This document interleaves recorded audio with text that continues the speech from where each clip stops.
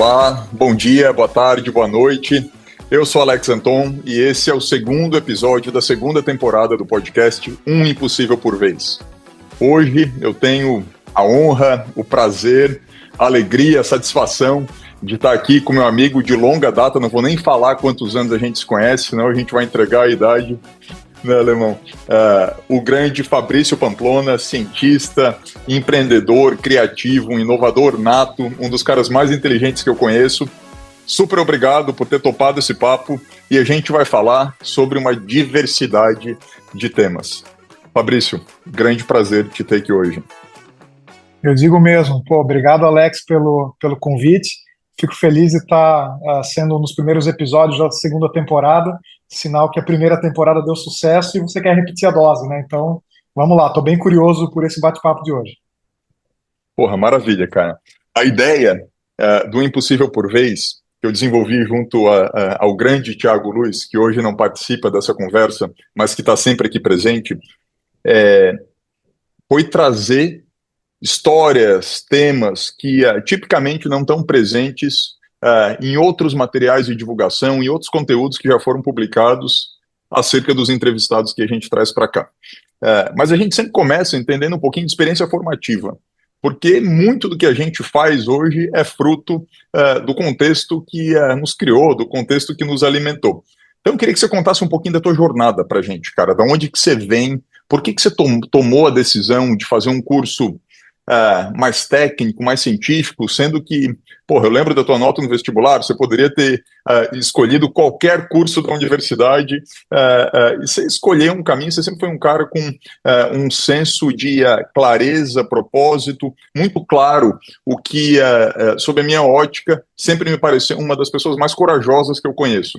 Então, conta um pouquinho dessa jornada e o que te fez sempre tomar essas decisões corajosas? O que tinha por trás? Que fonte que você bebeu? Eu quero dar essa fonte para meus filhos também. Não, a gente fala de onde eu vim, de Jaraguá, que é a água da Samai.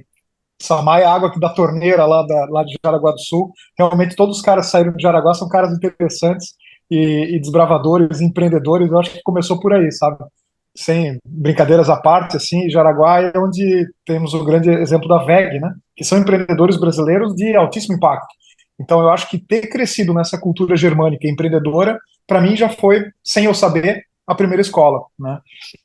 Quando a gente fala de faculdade, de formação, assim, foi engraçado. Eu vim aqui para Floripa, né, onde eu moro, onde eu fiz a maior parte da minha carreira, muito porque a maior parte das pessoas de Jaraguá ia para Curitiba e eu não achava legal a ideia de ir para Curitiba. Gostava, tinha atração por essa coisa de Floripa, natureza, e eu vim sem ter ideia do que era Floripa. Acho que não tinha a mínima ideia do que era farmácia também. Eu só sabia que eu ia trabalhar em laboratório, eu ia ter aula de laboratório, e isso me instigava muito, né? Mas uma curiosidade, até quase o final do terceirão eu jurava que eu ia fazer jornalismo. E aí, quando eu comecei a tirar notas muito boas nos simulados, etc., o pessoal do terceirão queria me convencer a fazer medicina, né? Realmente foi um ano que eu me preparei muito, assim, para o vestibular, né? Foi ali na época que a gente se conheceu. E aí eu falei, não, medicina eu acho que não tem nada a ver comigo, mas farmácia, pelo quesito investigativo, laboratório, etc., sempre tive curiosidade também por essa coisa biológica, eu achei que tinha a ver. E aí, o início das minhas experiências já reflete um pouco essa minha característica, universal, generalista, de querer beber um pouquinho de cada lugar, né? Porque eu trabalhei com toxicologia, eu trabalhei com parasitologia, eu trabalhei com química orgânica, até que na Farmaco foi onde eu me encontrei, assim, no início de carreira, né? E aí, o Fabrício farmacêutico, na verdade, deu lugar ao Fabrício cientista, que eu acho que é o que eu sempre buscava, né? Então, o primeiro como é que eu vou dizer, tijolo, primeira pedra sólida, né, no muro da minha carreira, na pavimentação da minha carreira, foi essa característica de cientista, né? Por que eu escolhi isso? Escolhi ser cientista, psicofarmacologista, né, quer dizer, um cara que entende de medicamentos do sistema nervoso central. Eu gostava de falar que assim, eu quero entender os tarja preta, né? Achava muito interessante a ideia de que uma substância pode alterar a nossa mente, pode alterar o nosso comportamento, né? Então, por isso que eu fui para essa área. E, curiosamente, eu me destaquei por dois aspectos. Um deles, a capacidade de fazer uma ciência criativa, com poucos recursos, né, ciência brasileira, mas também pela capacidade de me comunicar muito bem. Então, visualmente e de maneira, né, falada, escrita. Então, olha que interessante, a vertente do jornalismo, né, a ideia de se comunicar, foi uma skill natural que emergiu também na carreira científica e que me permitiu ter destaque. Eu acho que essa é a primeira alcunha, o cientista. Depois veio o empreendedor. Né? Não sei se eu estou me alongando muito na resposta, Não. mas logo depois do cientista, terminei o doutorado em 2010, né? Então fiz na sequência já graduação em farmácia, mestrado em farmacologia, doutorado em farmacologia, com uma passagem importante no Max Planck de psiquiatria, né? Onde eu fiz parte do meu doutorado na Alemanha. Quando o cientista estava já sólido, maduro, eu decidi não continuar esse caminho, que seria o caminho natural de, por exemplo, ter uma carreira acadêmica numa universidade brasileira. Né? E aí eu fui para a iniciativa privada, já é um terceiro momento. Né? Fui para a Redditor, que é hoje a maior empresa da América Latina de saúde, né? Tem mais de 20 mil funcionários, e fui o primeiro cientista contratado dessa rede para montar um instituto de pesquisa. Né? Um dos herdeiros da Redditor é um cientista, um neurocientista, muito competente, ele é inclusive professor de Stanford, e ele me escolheu, né, para ser um dos brasileiros que ia ajudar ele a montar ali, o instituto da Redditor. E curiosamente, mirei em ir para iniciativa privada, até um pouco além das pesquisas que eu fazia na academia, que eram relacionadas a canabinoides, né, a gente pode falar um pouquinho sobre isso também. E aí o que acontece é que eu estou no Rio de Janeiro trabalhando na Redditor, no epicentro do que veio a ser o desenvolvimento do mercado de canabinoides no Brasil. Então, os primeiros pacientes que estavam aparecendo no Fantástico, trazendo, né, o CBD importado para o Brasil, eram meus voluntários de pesquisa no Rio de Janeiro. Então, assim, eu meio que caí de paraquedas, eu estava preparado, obviamente, cientificamente, mas caí de paraquedas, né, onde estava acontecendo esse grande movimento no Brasil. Acho que isso é bem importante. Depois de 5 anos lá, decidi empreender, né, foi quando eu entrei para o mercado de tecnologia, e em paralelo, foi uma coisa que aconteceu, foram dois movimentos paralelos, assim. Eu participei de uma startup no mercado de canabinoides e uma outra startup de tecnologia, bebendo um pouquinho de cada escola, né? Então, eu acho que isso mostra a diversidade da minha carreira. É um pouco de comunicação, é um pouco de ciência, é bastante de mão na massa, de aprender fazendo. É assim que eu me desenvolvi como profissional. Fantástico, cara. Tem tanto ponto aqui que dá para a gente fazer um double click e aprofundar. Deixa eu começar entendendo como é que você decidiu e por que você decidiu na tua dissertação de mestrado e depois doutorado. Da onde veio de onde vieram os insights, o insumo para você decidir, eu quero focar, eu quero estudar este tema particular. O que estava por trás da tua cabeça naqueles momentos? E conta pra gente o que você estudou também numa linguagem leiga. Então você falou canabinoide, já conta pra turma o que é canabinoide, que nem todo mundo sabe. Legal. Bom, minha carreira científica toda é dedicada, né, aos canabinoides, que são as substâncias, os compostos que vêm da cannabis, da planta cannabis, que é o nome científico da maconha, vamos colocar assim, né? E o motivo pelo qual eu me interessei não tem nada a ver com a maconha, primeiro, né? A maioria das pessoas faz essa associação direta, né? As piadinhas que, obviamente, todo mundo que participa desse cenário ouve, né? Mas eu, como cientista, eu participei de uma espécie de, eu vou chamar de renascimento do ponto de vista científico, do entendimento dessa planta, porque naquela época, né, isso início dos anos 2000, estavam se descobrindo, vamos dizer assim, o sistema fisiológico, né, as partes do nosso organismo que interagem com essa planta e que são o motivo pelo qual ela é medicinal, né, ou pelo qual ela tem os seus efeitos.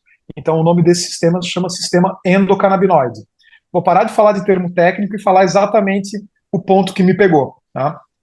Naquela época, tinha um mecanismo, vamos colocar assim, de regulação emocional, né, e cognitivo, que estava sendo descoberto que tinha a ver com o sistema endocannabinoide. O que é? A flexibilidade comportamental. Então, quando você acredita em algo, você faz algo de uma maneira e você muda de ideia, é o sistema endocannabinoide que permite essa plasticidade neuronal, né? No caso específico experimental, estava se falando de memórias aversivas, de traumas, etc. Então, a maneira de você sobrepujar um trauma, né, de você se curar de um trauma, é ressignificá-lo do ponto de vista emocional. E isso tem a ver com neuroplasticidade do sistema endocannabinoide. Quando eu olhei para aquilo, eu falei assim, nossa, olha que interessante, a gente tem no nosso organismo, né, um sistema todo dedicado a fazer com que a gente se adapte, que a gente mude de acordo com como o ambiente muda, né, de acordo com as diferentes respostas que a gente vai tendo quando navega pela vida. Então eu achei uma coisa profunda, sabe? Assim, quando a gente fala de memória, é muito comum a gente falar de adquirir novas informações. E ali eu estava me deparando com um sistema que é cognitivo, que tem a ver com memória, mas que tratava da flexibilidade, da capacidade de se adaptar. Eu falei assim, nossa, isso é muito interessante, né? Eu quero entender como isso funciona. E no planeta, né, as pessoas estavam começando a falar sobre isso. Eu falei assim, nossa, olha que oportunidade interessante. É um sistema novo que está nascendo, é uma coisa muito interessante, né, do ponto de vista cognitivo, né, de como a gente funciona, de como o nosso organismo funciona, e de quebra, na verdade, o fenômeno é muito mais importante do que isso. Toda a regulação da homeostase, do equilíbrio do nosso organismo, seja hormonal, seja inflamatório, seja de apetite, do sono, praticamente todas as funções que a gente conhece no sistema nervoso central tem, de alguma maneira, o envolvimento do sistema endocannabinoide, né? Metade dos neurônios do cérebro produzem compostos similares aos compostos da cannabis, e eles são de importância fundamental para o bom funcionamento do organismo. Por isso que teve essa repercussão tão grande, né? Eu diria até que a planta a maconha ela é uma coadjuvante, que o mais importante é o entendimento desse sistema, que é um sistema de manutenção da saúde. Isso que me deixou apaixonado assim, desde o início. Eu nem sabia que tinha tanta coisa por vir. Fantástico, fantástico. Muito pioneiro e acho que já mostra aqui o teu olhar vanguardista em relação ao que está acontecendo no mundo, especialmente no teu mundo, né, aquele universo que você conhece em profundidade. Deixa eu dar um passo atrás agora e falar um pouquinho sobre a tua experiência no Max Planck, uma experiência fora da tua zona de conforto, né? Então a gente tem o Fabrício Pamplona, estudante brilhante durante a graduação, o Fabrício Pamplona, cientista brilhante durante a pós-graduação, mestrado, doutorado, onde ele é conhecido e reconhecido por seus pares, e aí esse Fabrício vai para a Alemanha, vai para Munique, para o Max Planck, e chega lá, como é que é, cara? O que você sentiu, o que passou, o que rolou nessa experiência de Alemanha, que era completamente fora da tua zona de conforto, onde você chega lá, sendo um estrangeiro brasileiro, tupiniquim, deixa você falar aí com as tuas palavras. Ainda bem que eu tenho cara de alemão, né? Isso facilitou um pouco. Mas eu vou começar a contar a história um pouquinho antes, eu vou começar a contar essa história na Holanda. Porque 2 anos antes de eu ir para a Alemanha, aconteceu um evento na Holanda que eu acho que ele é muito relevante. Eu fui selecionado, por conta dos meus trabalhos com canabinoides, eu fui selecionado para um congresso na Holanda, né? Um congresso de neuropsicofarmacologia, super cabeção, né? O congresso, vamos dizer assim, mais quente de psiquiatria experimental da Europa, e eu fui chamado para dar uma palestra lá. Na época, meus pais não tinham condição de me pagar a viagem, ou talvez pagariam a viagem com esforço, né? Assim, era uma coisa, um pequeno sacrifício. Mas eu tinha um carro, você vai lembrar, o carro da graduação, o Corsinha.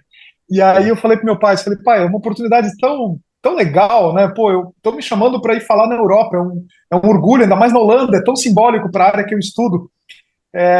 Eu quero vender o carro e eu quero ir. Assim eu não te dou esse fardo de ter que arcar com as minhas despesas, eu uso o patrimônio que eu tenho, que é a única coisa que eu tenho, então é o que eu posso vender, e de repente eu faço um uso melhor dessa viagem. Vou vender o carro e eu vou ficar umas 3, 4 semanas aí viajando na Europa. Posso? Aí ele pensou um pouco, certo, meio desafiado assim pela minha postura arrojada, né? Eu estava vendendo o carro que ele me deu, na verdade eu estava vendendo a coisa dele, né? Vamos combinar que quem estava pagando a conta ainda era ele. Mas ele falou assim, alemão, como meu pai me chamava, né, meu apelido, ele falou assim, alemão, sabe que eu não vou te dar outro carro. né? Então, assim, é uma decisão tua. Teu patrimônio, teu investimento na carreira, você acha que vale a pena, vai embora. E aí eu vendi o carro, fui para Holanda e no meio dessa viagem eu fiz o que acho que todo mundo deve fazer quando tem uma convicção. Tem que tentar. O não você já tem, né? Então mandei um e-mail para os caras que eram assim, literalmente os autores do paper que eu dormia com ele na cabeceira, que foi a maior inspiração para todo o início da minha pós-graduação. E falei para eles: olha, eu sou fulano de tal, brasileiro, tenho esse artigo e eu estou na Holanda aqui para apresentar o meu trabalho. Eu queria conhecer vocês. Posso ir aí? E os caras adoram esse tipo de coisa, né? Assim, um jovem promissor que tem essa coragem de se expor. E aí, a primeira vez que eu cheguei em Munique não foi quando eu cheguei para morar, foi dessa vez, né? Eu não conhecia a Alemanha, uma nevasca enorme, -10 na rua, um frio que eu nunca tinha passado. Eu falei, vamos lá, né? Vamos lá, com neve na rua. E aí, fiquei uma tarde lá tomando café com quem seria depois o meu advisor, né? E acho que causei uma impressão muito boa. Então, quando eu cheguei na Alemanha, o impacto já não era mais tão grande, assim, eu já conhecia um pouco meus colegas e tal. E aí foi só aquela questão de desapego em relação à realidade que a gente vive, né, aqui no Brasil, e, no meu caso, um mergulho profundo naquela realidade que eu estava ávido por viver. Né? Qual era essa realidade? Primeiro, morar num país que valoriza a ciência. Eu, como pesquisador, como cientista, estava louco por entender como era morar num país, viver numa sociedade em que a ciência é valorizada. Eu admiro muito a sociedade alemã por isso. Né? Segundo, uma sociedade que transforma a ciência em tecnologia, algo que agora, olhando de trás para frente, já mexia comigo, sabe? Essa ideia de fazer ciência pela ciência, só como uma atividade intelectual, era algo que eu acho que não era suficiente, porque eu tinha dentro de mim. Né? E terceiro, a chance de estar num lugar realmente competitivo, né? Que aqui no Brasil a gente está longe do principal eixo, né, científico. Então eu, como sou um cara muito competitivo, queria estar, digamos, na fronteira, né? E lá você tem recursos, você tem disponibilidade de serviços, etc. E num nome, né, assim, o Instituto Max Planck, uma curiosidade bem interessante para quem não é da área, mas foi onde a psicofarmacologia nasceu. Então eu fui para a Meca da área que eu estava estudando. Literalmente, o Emil Kraepelin, que é o nome da rua onde fica o instituto, ele foi um dos primeiros caras que começou a desconfiar no planeta de que as substâncias poderiam alterar a mente dos indivíduos. Né? Ele junto com o Freud, aquelas histórias do Freud, com a cocaína, etc., era junto com ele. Então eles começaram a dar substâncias para as pessoas e observá-las. Né? Então o cara é o precursor de tudo que me fez, vamos dizer assim, ter um gostinho, ter uma paixão pela farmácia, pela psicofarmacologia. Era uma espécie de ciclo se completando, sabe? Eu estava no lugar onde eu devia estar. Foi muito legal, muito recompensador, assim. E eu descobri isso depois, sabe? É um trajeto que apareceu na minha vida, eu encarei ele quando ele surgiu, e depois eu vi que fazia muito sentido mesmo eu estar onde eu estava. Oh, e você teve esse passo importante que te trouxe ainda mais credenciais para o universo acadêmico, científico. Você completa teu doutorado, publicações de artigos importantes nos periódicos mais importantes do teu setor, e você desencana da carreira acadêmica justamente quando você está no pico dela. Por quê? O que passou pela cabeça nessa hora? Falando assim, parece coisa de maluco, né? Desencana da carreira quando você está no auge. E foi mais ou menos isso mesmo. Quando eu estava quando eu estava batendo na porta que 95% dos caras que estavam na minha condição gostariam de estar, né, que é a porta do concurso público brasileiro numa universidade federal em Floripa, no mesmo departamento que eu estava, eu decidi tomar outro caminho. Sabe que isso se conecta também com a experiência que eu vivi na Alemanha? Em dois motivos. Um, quando eu voltei para o Brasil, foi um dos anos mais tristes da minha vida. Em termos de. Eu acho que eu quase entrei em depressão. Foi o mais próximo que eu já cheguei da minha vida de entrar em depressão. Porque eu olhava e falava assim, cara, eu estava num lugar tão competitivo, tão interessante, com tanto recurso, como é que eu vou suportar, tolerar fazer uma ciência medíocre agora? Eu não consigo mais, sabe? Então isso mexeu comigo profundamente. E quando a gente fala de se tornar um supervisor, né, um orientador, você, além de fazer a ciência, você está trazendo mais pessoas, né? Mas como é que eu vou levar pessoas para um caminho que eu não acredito? Não posso fazer isso. Então isso mexeu profundamente comigo. O segundo foi porque lá dentro do Max Planck, veja, isso era 2007, 2008, né? Faz bastante tempo já. Eu ouvi uma palavra que eu nunca tinha ouvido e eu vi um conceito de algo que estava surgindo que para mim era radicalmente novo, que era uma startup. Eu vi uma startup nascendo dentro do instituto. Então eram os caras usando ferramentas de ponta, fazendo ciência de alto nível, só que o objetivo deles não era publicar um paper, o objetivo deles era botar um produto no mercado. E aquilo foi fascinante para mim. Eu acompanhei de perto essa história, né, ia nos happy hour com eles, tal, tentava entender como é que o projeto estava indo. Isso me deixou encucado. Eu falei assim, nossa, como é que eles estão fazendo ciência de ponta, usando dinheiro privado, tentando chegar num produto, né? Eu achei que ciência era uma coisa mais assim de governo, né? Pela curiosidade científica. Então, aquilo despertou em mim e eu ouvi esse termo, startup. Né? No Brasil não se falava em startup na época. Né? Inovação estava começando a ser discutir, o que é inovação, sabe? Lembra aquela época que tinha inovação não é invenção, então essas divagações assim. E aí eu vim com essa pulga atrás da orelha, assim. Voltei para o Brasil mexido com essa coisa de startup.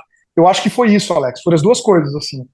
Eu não podia mais trilhar o caminho acadêmico que eu não acreditava, né? Eu achava que o teto desse caminho estava muito próximo e eu tinha desconfiado, pelo menos, de que existia uma outra possibilidade, né?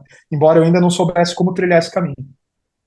Perfeito. Você sempre foi um cara que tomou decisões corajosas e audaciosas, trocando sempre o certo pelo duvidoso. E falando sobre trocar o certo pelo duvidoso, eu quero pular 5 anos. Você está em outro momento importante da tua carreira, desenvolveu uma reputação, uma credibilidade, um histórico dentro da rede DOR, dentro do Instituto DOR, e você decide de novo trocar o certo pelo duvidoso para mergulhar aí no universo de criação de uma startup. Você estava indo atrás de quê, cara? O que você estava buscando? Essa foi profunda, foi uma decisão muito difícil. Primeiro porque, bom, eu vivia uma relação de amor e ódio com o Rio de Janeiro. Tem um aspecto pessoal muito importante, né? Segundo, porque eu acho que eu descobri que eu não funciono bem em empresa grande, né? Muito hierárquica, com processos muito engessados. Então, se por um lado eu estava na Rede D'Or, que era uma espécie de, um orgulho, de mostrar para os caras na academia de que eu tinha dado certo, né? Tá vendo? Eu tenho carteira assinada, CLT de cientista, recebo um salário equivalente ao de vocês, eu dei certo, né? Eu tinha esse orgulho dentro de mim. Por outro lado, eu nunca tinha tido tanto e realizado tão pouco. Então, eu acho que foi essa frustração com a falta de realização assim, profissional, né, que me fez pensar em outro caminho. E nesse meio tempo, também um conceito que estava surgindo no Brasil me pegou de jeito, que era o design thinking. Então, eu entendi o que era esse olhar do design para a criação de novos negócios e eu faço um contraponto muito interessante, assim, o que eu acho, né, me interessou bastante, do olhar científico para o olhar do design, né? O cientista, ele parte de um problema pela sua própria curiosidade, ele até cria um problema, vamos colocar assim, né, para achar uma solução. Ele, em geral, desenvolve algo novo. No design, a gente não está preocupado necessariamente em gerar uma solução nova, a gente está interessado em entender profundamente uma demanda, um problema real, uma dor, né? E eu falei assim, e a partir daí gerar um negócio. Eu falei, nossa, olha que interessante, eu já tenho esse olhar de criar soluções. Se eu aprender o olhar de entender a dor, é uma espécie de superpoder que eu ganho, assim, eu fico um cara muito mais completo nessa perspectiva de iniciativa privada, nessa perspectiva de empreender, né? Então isso mexeu um pouco comigo, esses dois olhares. E aí eu tinha uma inquietação grande dentro de mim, na linha de comunicação científica, né? Que era, enfim, é uma coisa específica aí do mercado, mas uma tendência que eu observava, e aí eu achei uma justificativa boa o suficiente para empreender nessa área e fazer o que eu chamo do meu MBA, a minha escola de empreendedorismo na prática, né? Eu sempre fui um cara que gostei de aprender fazendo. Então, passou pela minha cabeça fazer um MBA em algum lugar, passou bastante. Na verdade, eu cheguei aí em Stanford, naquele programa de biodesign, né, muito mexido com a ideia do Design Thinking, eu falei, eu vou lá conhecer a D-School. Eu usei um evento que eu tinha em São Francisco para ir lá conhecer a D-School. Vi o programa de Biodesign, fiquei interessado, mas eu falei, cara, eu acho que isso não é de verdade. Eu não posso ir para uma business school. Eu tenho que aprender a fazer um negócio. Essa é a minha natureza, né? Então, eu comecei a empresa de tecnologia, a Mind the Graph, né, que você está se referindo, muito para aprender e passar pelo processo de empreender, né? Essa foi a minha... Tinha um norte muito claro em tudo isso. Por que eu estou abrindo mão de um emprego relativamente estável, pagando relativamente bem, numa instituição com bastante reputação, que é a Redditor? Porque eu quero aprender outras coisas. Legal. Então, desde o início, eu fiz as pazes com o fracasso. Se eu falhasse, não tinha problema nenhum, porque o meu foco era aprender, e o fracasso pode fazer parte do aprendizado, né? Então, assim, em nenhum momento a minha motivação foi fazer dinheiro, ou vender empresa, ou, sei lá, ser muito lucrativo, ou ser super reconhecido no ambiente de tecnologia. Todas essas coisas a moeda do reconhecimento eu já tinha pela minha carreira científica, né? Então eu tinha um pinguinho assim de receio de falhar pela narrativa, né? Falar assim, tá vendo? O cara não quis a carreira acadêmica e falhou, né? Isso era um pouquinho um fantasma, mas eu sempre ia poder dizer assim, mas eu vivi experiências que você não viveu, eu sei coisas que você não sabe, né? Então esse foi o meu norte, a minha grande motivação. E acho que, semelhante àquele momento da Holanda que eu contei, teve um momento muito legal, assim, um turning point nessa história. Foi quando eu peguei 2 semanas e eu tinha ganho um projetinho da FAPESC, tinha ganho R$ 80 mil, e eu peguei esses 80 mil e torrei em um mês no estúdio de design do Léo, que depois veio a ser meu sócio, né? Eu peguei esses 80 mil, 2 semanas eu fiquei liderando uma equipe dentro do estúdio de design, que para mim era um pequeno sonho, assim, eu queria saber como é que era trabalhar dentro de um estúdio, eu achava essa ideia super charmosa, super interessante, assim, e aí eu torrei a grana toda fazendo um MVP em um mês. O que é, assim, para te dar uma noção do como isso se compara com a carreira acadêmica, principalmente naquele momento, os meus colegas estavam tendo acesso a projetos de 20, 30 mil reais de pesquisa e demorando um ano para gastar. Eu ganhei 80 e gastei em um mês. Por quê? Porque é assim que se faz. Porque aí você tem um MVP rápido, porque aí você acelera a exposição aos clientes. Eu fui aplicar na prática tudo aquilo que eu estava aprendendo pela ótica do design, de como fazer negócios baseado em prototipação rápida, prototipagem rápida, tudo isso. Então, assim, aquela acho que foi uma outra jogada ousada que eu fiz, assim, que foi legal. Cara, fascinante. E essa experiência da Mind the Graph, essa experiência empreendendo, que foi um projeto de aprendizado, acabou dando certo, né? Você completou um ciclo inteiro, cresceu a empresa, vendeu a empresa. Conta pra gente aí o que você aprendeu, cara. Já que foi um projeto de aprendizado, quais são talvez as 3 lições mais importantes dessa jornada? O que você diria para a Legal. turma que está querendo empreender, especialmente para a turma da ciência, da saúde, de áreas mais técnicas, que às vezes se acham um pouco underdog, né? O cachorro vira-lata, puxa, está no laboratório, ok. Estar empreendendo e resolvendo problemas reais, e especialmente vendendo, porra, puta tabu. Então, o que você aprendeu nessa jornada que você compartilha para a turma que está empreendendo ou considerando? Bom, primeira coisa, eu vou usar esse espaço aqui para te agradecer, que se eu conseguir completar esse ciclo, tem também um dedinho teu, né? O Alex colaborou na venda da Mind the Graph como advisor de M&A, um cara muito competente, aprendi bastante nesse processo, também com o Alex no final dele. Então, muito obrigado aí em público. Foi um trabalho fácil, tá, Foi cara? curioso Parênteses, foi um trabalho fácil. Legal. Curiosamente, você sabe que eu tinha a Mind the Graph e eu participei, né, de outras startups no meio dessa jornada. Então hoje eu posso dizer que eu comecei 4 e vendi 2. Uma delas para ganhar dinheiro e a outra para fugir de dívida, né? Então tem bastante aprendizado nessa história toda.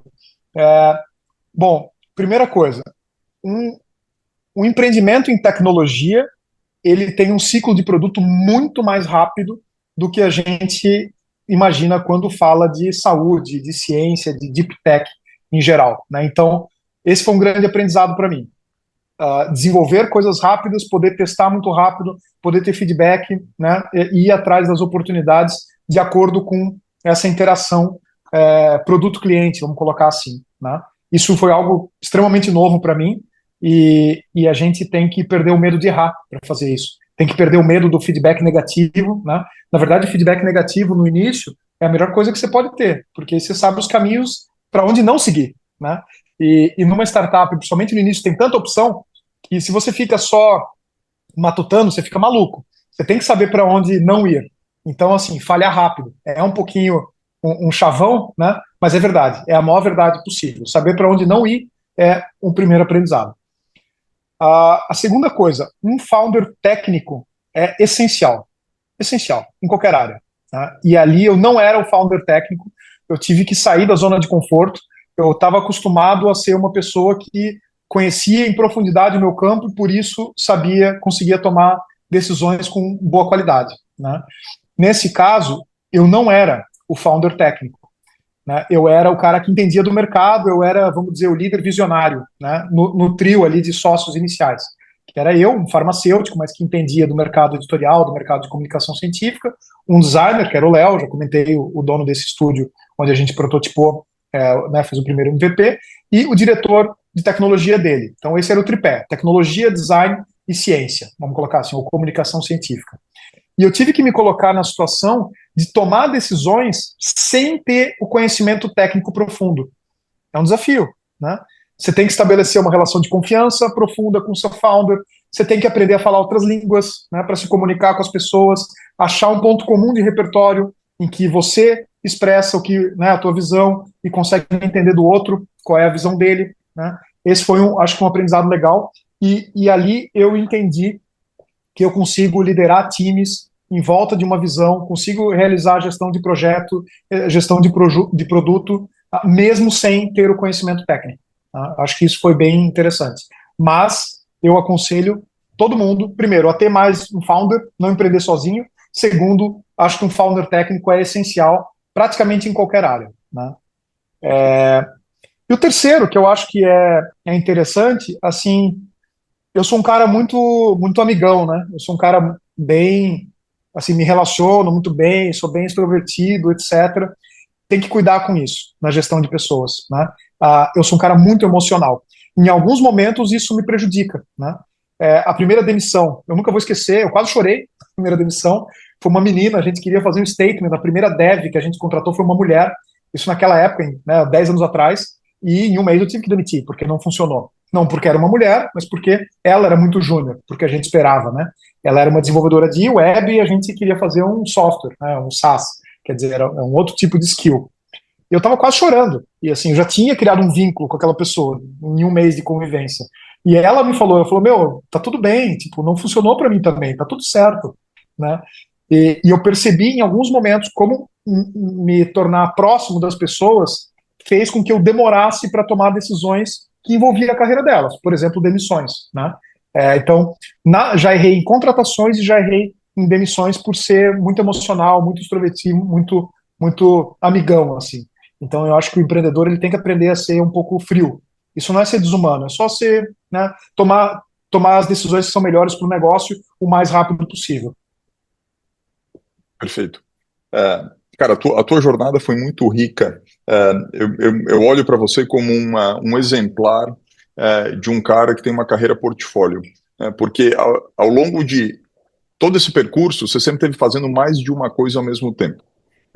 Nunca se contentando com uma apenas, tinha uma que era o core, o principal, e tinham várias outras ao redor.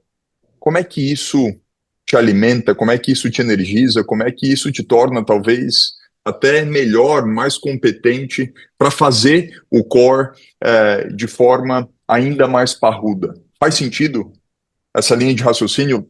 Trabalhando com mais coisas, saindo da minha própria bolha, eu consigo voltar para minha bolha e ser melhor ainda do que se eu tivesse apenas focado naquilo. Olha, eu tenho certeza que eu tenho mais repertório por conta disso, me envolvi com muita coisa interessante, né? Aprendi muito mais rápido, mas eu acho que algumas pessoas diriam que isso é falta de foco, né? Então depende um pouco da perspectiva. De verdade, eu, Fabrício Pamplona, tomei essas decisões por uma outra motivação, vamos dizer assim. Uma motivação que eu vi em casa, né, do meu pai, criando uma carreira de resiliência. Ele foi um cara que sempre, enfim, passou por dificuldades desde o do início, assim, né? Veio de uma família que não, né, não era rica, vamos dizer assim, e teve que fazer sua própria jornada. Então ele nunca se deu ao luxo de perder o emprego e deixar a gente na mão, como família, né?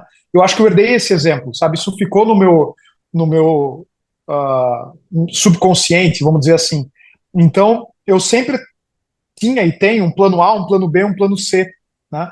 Não pelo medo, assim, não era exatamente isso, mas eu nunca me dei a liberdade de ter espaço, né? Assim, então tem um lado bom e tem um lado ruim, Alex. De verdade, ao longo desse empreendimento que foi a Mindgraph, eu fiz muita coisa de consultoria, eu tive outro trabalho assalariado, vamos dizer assim, né? Muito como uma estratégia de resiliência.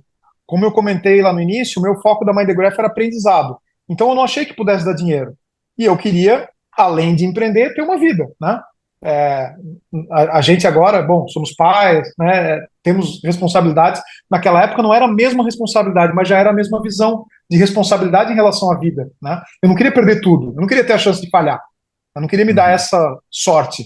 Então, para não ter a chance de falhar, eu sempre criei a minha carreira de uma maneira assim antifrágil, até eu diria, para usar um termo, né, mais recente, assim. Se num lado eu estava sendo super audacioso, super arriscado empreendendo, no outro lado eu ia ser um pouquinho mais conservador e ter uma fonte de renda com o meu conhecimento que pudesse também me dar uma certa estabilidade, né?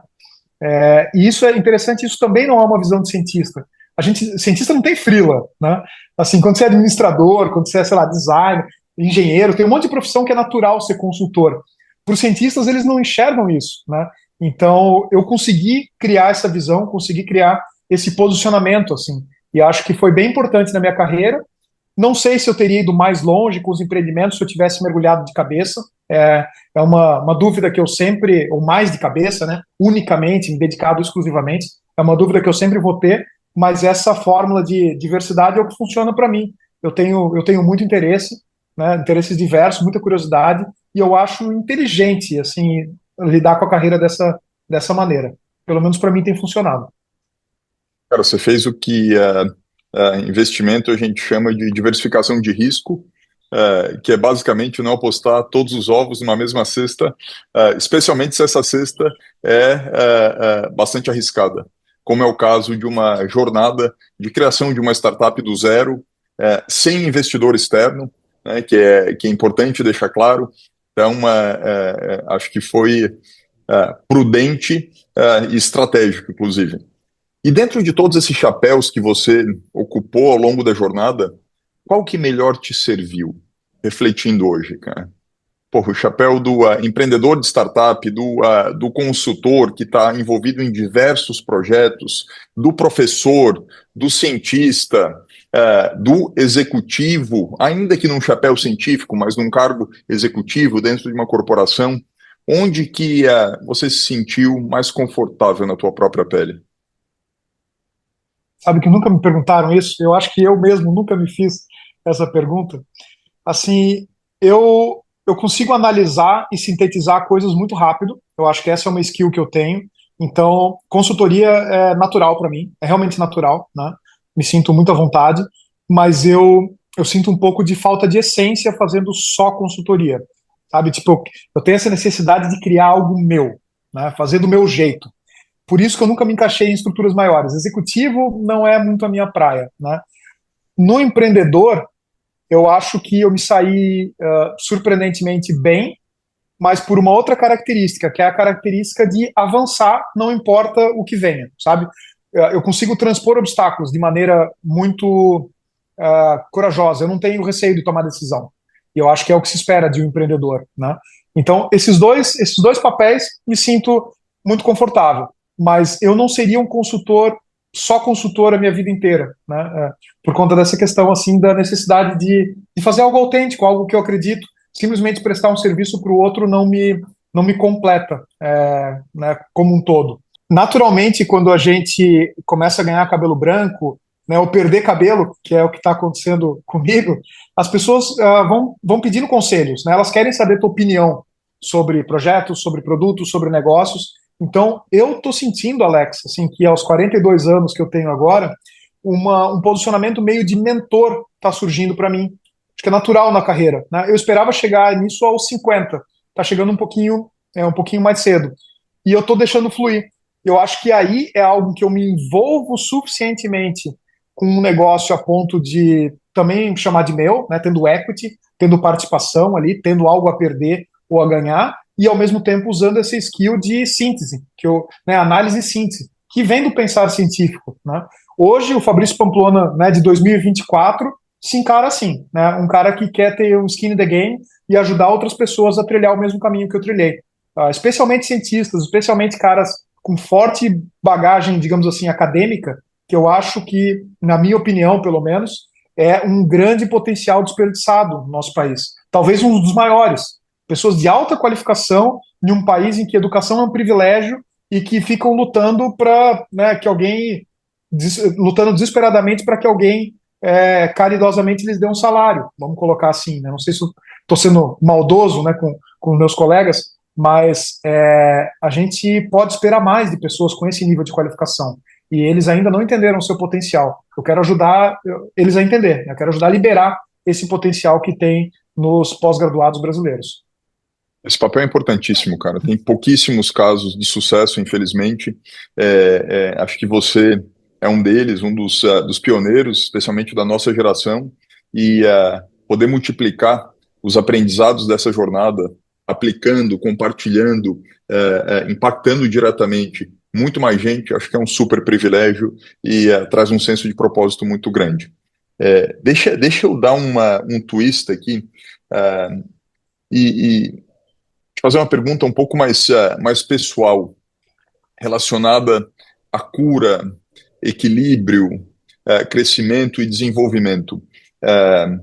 Você sempre olhou para a cura do ponto de vista técnico, né, como farmacologista, como cientista, e como é que você lida com cura, crescimento, desenvolvimento no teu dia a dia, na tua vida? Como é que você trabalha para que o Fabrício de hoje seja melhor que o Fabrício do ano passado? Legal. Essa é uma reflexão bem relativamente recente na minha vida, sabe? Acho que a crise dos 40 me fez pensar nisso, assim. O Fabrício, de pouco tempo atrás, né, os últimos 10 anos, vamos dizer assim, se sacrificou muito pelo profissional. Né? Quando a gente empreende, isso demanda uma energia extrema. Né? E eu vim de um processo de negligência com a minha saúde, sobretudo pelo estresse. Né? Eu cheguei a ser diagnosticado com um quadro de estresse crônico, né? E com consequências hormonais, etc. Nos últimos anos, acho que a pandemia trouxe esse despertar, assim, eu talvez tenha batido numa espécie de fundo do poço no momento em que eu me vi com o ciático doendo e com as costas travadas. Eu fiquei um mês de cama, Alex. Acho que a gente nem nunca conversou sobre isso, mas foi bem no início da pandemia, né? Eu mal conseguia sentar e eu me olhei naquela posição com um amigo ortopedista me atendendo à distância, me orientando sobre o que fazer. Eu tomei essa decisão e falei, cara, eu nunca mais vou passar por isso. Porque se aos 40 anos eu estou nessa situação, como é que eu quero ter uma proposta de longevidade, né? Infelizmente, perdi meu pai aos 62, né, quando ele tinha 62, muito jovem, mas ele já viveu mais ou menos uns 10 anos mais do que o pai dele. E eu coloquei que o mínimo que eu posso me permitir é viver 10 anos a mais do que meu pai. Pelo menos uns 70 e poucos, mas chegar aos 80 seria ideal. Se aos 40 eu estava entrevado na cama, como é que eu ia fazer isso? Né? E aquilo bateu forte em mim, assim, com filho, tudo mais. Eu falei, cara, não, eu vou mudar. E aí, o Fabrício que fala hoje, né, é um Fabrício que voltou a praticar yoga, é um Fabrício que resolveu se dedicar mais disciplinadamente à meditação, que é algo que sempre fez parte da minha vida, mas que agora eu comecei a encarar de verdade, né, com retiros, enfim, podemos falar um pouco disso também, que é bem legal, acho que faz parte da minha jornada de transformação atual, mas é um cara que redescobriu o esporte, que resolveu se alimentar direito, né, então eu acho que essa tríade, num dia ideal, né, eu consigo meditar antes de começar a jornada de trabalho, eu consigo ficar um pouco com os meus filhos, eu acho que essa conexão com a família faz parte da saúde mental, a meu ver, e eu consigo caminhar perto da lagoa aqui onde eu moro ou praticar um esporte, além do trabalho, né? Então, a gente precisa se permitir isso. Isso não deve ser um privilégio, isso deve ser a prioridade, né? É um outro P, porque isso é você, o trabalho é como você atua no mundo, né? E por vezes a gente se sacrifica e negligencia isso achando que a gente é o trabalho, né? O trabalho é a nossa ação. E tem outras ações que a gente precisa fazer para a gente mesmo, para se manter bem, com boas relações, e feliz, e saudável e tudo mais. Assim. Então, eu me sinto bem de falar sobre isso hoje, né? E principalmente tendo passado pelo que eu passei. Assim, eu sei as consequências negativas de não fazer isso, e agora eu não me permito mais. Fantástico. Conta pra gente um pouquinho dos retiros, como que isso chegou na tua vida e como isso te tocou durante e depois das experiências. Bom, praticar yoga eu pratico há acho que uns 20 anos, mais ou menos, desde a época da graduação, né? Mas meditação é algo que eu fazia esporadicamente. E eu sempre tive uma certa curiosidade, assim, nessa ideia de se retirar, né? Ficar fora do seu contexto um pouco para entender as coisas com clareza e distanciamento. E aí, pouco depois da venda da Mind the Graph, eu recebi um convite provocativo de um amigo nosso, o Lourenço Bustani, né, que você também. Acho que você já até entrevistou ele aqui, né? Sim, foi um dos No entrevistados podcast. da primeira temporada. Legal. E aí a gente está envolvido num projeto, ele falou, cara, eu vou fazer um retiro, você não quer vir comigo? Eu falei, vou. Tinha acabado de vender a Mind the Graph, era um momento muito legal, assim, de repensar, né? Então, foi um retiro de 4 dias, foi relativamente curto, mas que me despertou um retiro de lideranças, né? Então, era uma espécie de escola de liderança, com meditação, com coisas assim. E aí, aquilo me fez pensar. Eu falei assim: olha só, eu estou num momento de privilégio da minha vida em que eu posso repensar tudo. Eu encerrei um ciclo, eu posso repensar. Como que eu vou repensar? Quem é o Fabrício hoje, né? E aí a meditação me fez começar a brotar esse Fabrício hoje, né? Vou fazer um fast forward, mas para uma experiência em particular que eu acho que é muito legal, que eu queria recomendar para as pessoas aqui e que já é um pouquinho avançado, mas que eu acho que é onde trouxe a maior transformação, que foi, acho que o terceiro retiro na sequência, de a cada 6 meses, que era um retiro de Vipassana, né? Vipassana o termo Vipassana, ele vem do budismo, mas é enxergar a realidade como ela é, enxergar a verdade, né? E aí você passa por um processo de, são no mínimo 10 dias, há quem faça esse retiro por um mês na Índia, né? Mas é difícil tirar um mês da vida para isso, e você passa 10 dias, primeiro, em silêncio, essa é a primeira coisa, né? E silêncio não é só não falar, silêncio é não olhar nos olhos de ninguém, não ler nada, não ouvir música, não falar, não encostar, na verdade, assim, é como se estivesse numa Não caverna, escrever. sozinho, não escrever, né, exatamente. Então, nesse processo, a tua mente baixa o ruído e começa a eclodir algumas coisas. Né? Assim, então, tem percepções sensoriais muito profundas, e óbvio, meditando o dia todo, né? 5, 6 horas de meditação por dia.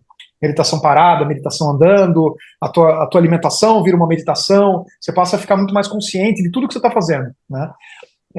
E aí começa a eclodir certas verdades ou certos dilemas, certas coisas que você precisa trabalhar. E você está ali sozinho, só você, não tem mais nada para fazer, você tem que trabalhar aquele negócio. Né? Então, isso foi o processo mais transformador de todos ao longo desses últimos 2 anos e meio aí de autodescoberta. Né? E quais foram as descobertas? Primeiro, duas coisas. O que volta na sua mente, você precisa trabalhar, você não pode ignorar. Né? Tem certas coisas que são recorrentes. É ali que está a chave da evolução. Ali estão os problemas que você precisa resolver para evoluir. Né? E a segunda coisa, que para mim foi fundamental por conta de um déficit, enfim, um vício que eu tinha, eu sou muito reativo. Pelo aspecto apaixonado, eu sou um cara impulsivo até. E quando você faz essa prática, você percebe que tem uma distância, você amplia a distância entre a ação e a reação. Então você observa algo, você percebe como é que você percebeu, você percebe qual é a emoção que aquilo gerou, você percebe como essa emoção se relaciona com as tuas vivências anteriores, como às vezes tu reage simplesmente por um preconceito, tu questiona aquele preconceito, passa tanta coisa na tua cabeça em milissegundos, porque simplesmente você está presente. E isso muda tudo. A qualidade da presença muda a qualidade de todas as tuas interações e todas as tuas relações e todas as tuas decisões. Né? Isso, para mim, foi um baita de um aprendizado e sempre que eu posso, eu volto a esse contexto, eu pratico esse tipo de meditação para tentar, né, fomentar isso. Não é todo dia que a gente consegue entrar nesse estado mental, infelizmente, mas quando você consegue, você percebe que a qualidade de vida é absurdamente melhor. Assim. Você é um ser E você humano acha, diferente. e você acha que, olhando para trás, esse tipo de experiência teve um impacto duradouro no pós? Ou foi algo que foi agudo, intenso, mas depois que você voltou, celular, distração o tempo inteiro, múltiplas demandas, esse impacto meio que se dissolveu e desapareceu? Ou ainda ficou alguma coisa que perdura? Olha, eu acho que a manutenção é necessária, tá, no dia a dia, tá? Mas sim, ela perdura, é um efeito duradouro, né? E eu acho que a cada ano, pelo menos, ou 6 meses, idealmente, você precisa reforçar esse processo, sabe? Fazendo uma prática um pouquinho mais intensa. Mas eu tenho experiência em, vamos dizer assim, autodescobrimento, né, autoconhecimento em contextos diferentes. E eu comparo essa experiência de meditação no Vipassana com a experiência no xamanismo, na ayahuasca, por exemplo. Já tive experiências de retiros de ayahuasca profundos, né, semelhantes a esse contexto, com meditação, etc. Na ayahuasca, eu sinto um pouco isso que você falou de ser maravilhoso, porém mais passageiro. Você entra em contato com um monte de coisa profundo, se questiona, entende, tem epifanias, mas a realidade parece que te suga rápido para a Uhum. realidade, né, cotidiana. Na meditação, então eu diria que assim, tua vida tem uma linha e ela faz isso e volta para um ponto parecido e continua. Na meditação, parece que o processo é mais devagar, é muito mais trabalhoso, mas ela vai fazendo assim, ó. Ela vai se tornando parte de quem você é. Talvez a queda seja mais devagar também. Né? Eventualmente acontece uma queda, mas ela é mais devagar. Então, comparando, eu acho que atingir esses estados de autoconhecimento pela meditação te levam a um lugar mais duradouro, assim, mais transformador. Fascinante, cara. Obrigado por compartilhar. O que te dá tesão hoje, cara? Olhando para frente, daqui para frente, o que que tipo de projeto, atividade você está olhando de forma que te deixa vivo, ativo, curioso, presente e com tesão de fazer mais e continuar aprendendo? Bom, eu contei um pouquinho da minha jornada de tecnologia para aprender a empreender, né? Agora o que está acontecendo é uma espécie de chamado de, olha só, você aprendeu um monte de coisa, agora vê se aplica onde você tem mais impacto, porque vamos ser honesto, né? Em tecnologia eu não sou ninguém, eu não sou relevante no Brasil, né? Mas em saúde, em farmacologia, enfim, todas essas coisas em que eu tenho formação, eu tenho muito mais impacto e muito mais reconhecimento. Então, agora a minha paixão é tentar entender, desculpa, é tentar aplicar tudo isso que eu aprendi em contexto de saúde, em contexto de biotecnologia, que eu acho que é incrivelmente transformadora, em contexto de nanotecnologia farmacêutica, e eu estou gradativamente me envolvendo em projetos como esse. Né? Então, assim como a gente está vivendo essa evolução da inteligência artificial, existem outras revoluções silenciosas acontecendo, né? E para quem está acompanhando, talvez tão impactantes quanto, né? Que é a nanotecnologia e biotecnologia, né? Biologia sintética, por exemplo. Eu estou me aproximando bastante disso e eu gostaria de ter talvez uma quarta carreira como líder nessa área. Seria muito interessante. Porra, fantástico. Conta pra gente rapidamente o que é, nanotecnologia, biologia sintética, em termos leigos, cara. Legal.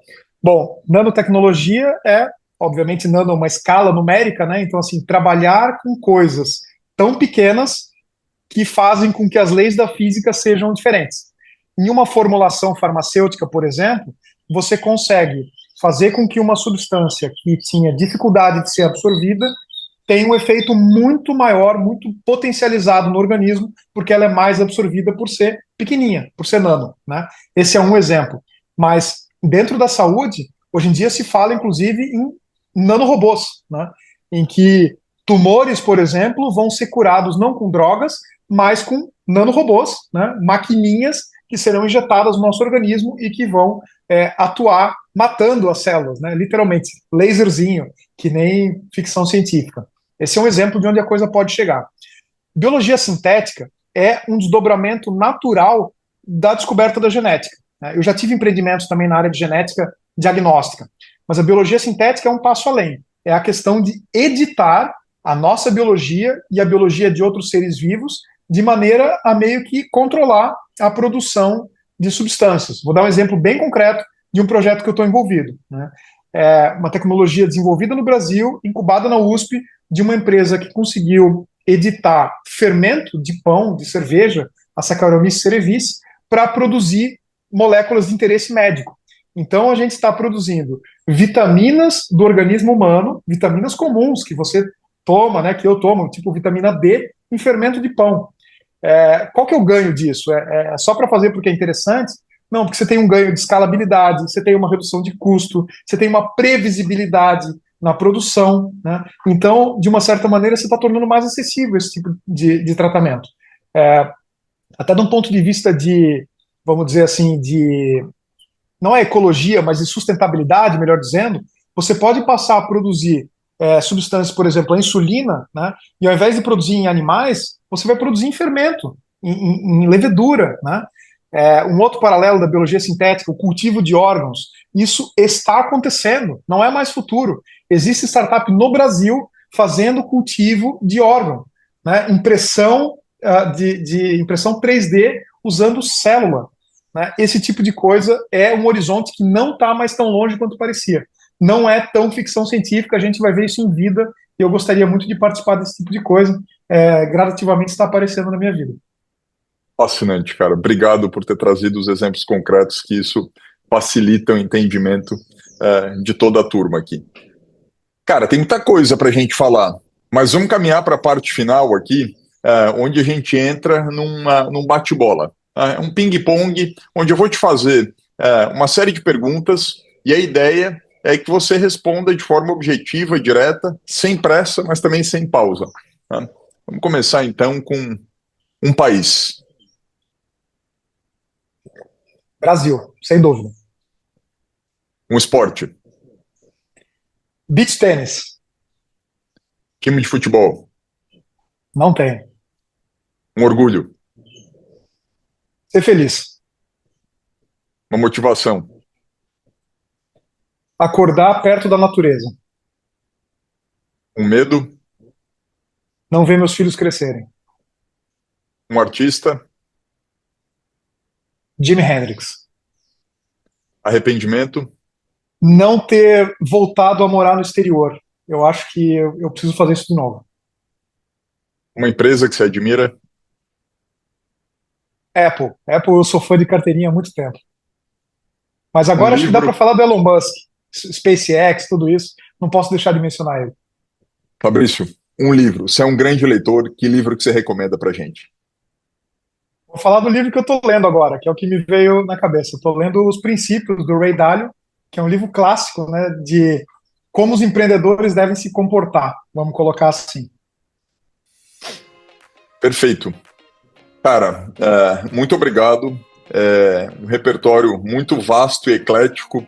A gente falou de carreira, a gente falou de farmacologia, de endocannabinoides, de biologia sintética, nanotecnologia, experiências de cura e transformação pessoal e mais diversas coisas que acho que é um reflexo da tua personalidade, da tua vida e daquilo que você traz ao mundo. Muito obrigado. Esse é o grande Fabrício Pamplona, no Impossível por Vez. Grande prazer de ter aqui com a gente, cara. Valeu, Alex. Foi um prazer. A conversa fluiu super bem, como eu imaginava que ia ser. É Gostei bastante de participar e queria dizer que você fez provocações pontuais bem interessantes que me fizeram refletir aqui ao vivo sobre coisas que eu nunca tinha pensado. Então, agradeço também pela oportunidade de autoconhecimento aqui na nossa história. Maravilha, cara. Vamos que vamos. Obrigado, pessoal, e tem mais pela frente. Valeu!